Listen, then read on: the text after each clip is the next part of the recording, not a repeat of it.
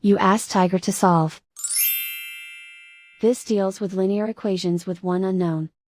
The final result is x equals -1. Let's solve it step by step. Simplify the expression. Group like terms.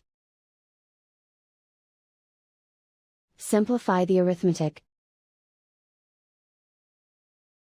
Group all constants on the right side of the equation. Subtract 13 from both sides. Simplify the arithmetic.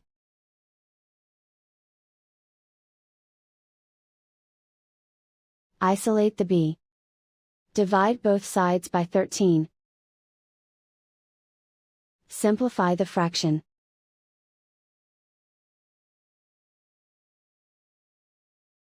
And so the final result is x equals -1.